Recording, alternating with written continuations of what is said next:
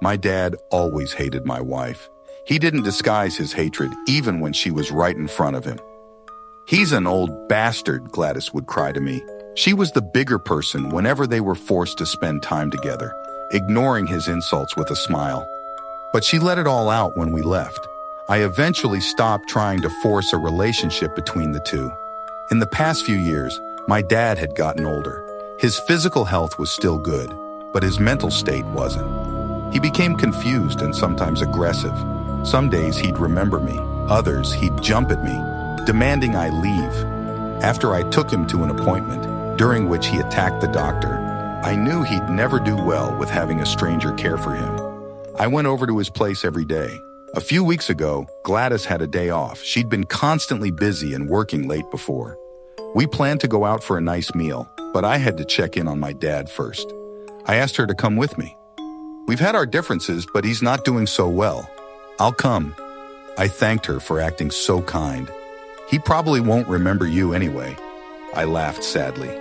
When we arrived, my dad was in bed. I went upstairs to him. "Son?" I hugged him as he got up to greet me. After a few minutes, I told him I was getting a drink.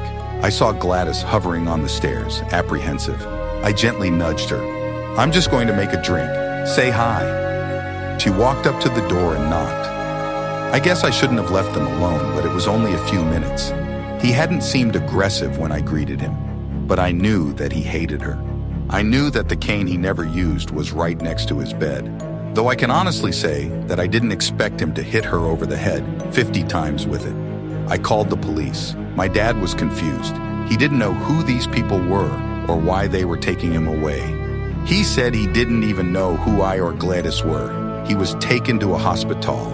I had to show the police all the texts between me and Gladys, her complaining about my dad's behavior. His doctor confirmed he'd been showing increased signs of aggression. It all fit together perfectly.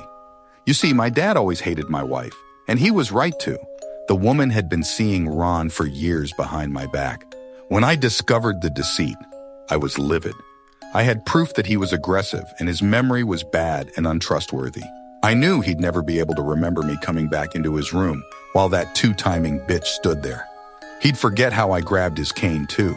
And if he did, no one would believe him anyway.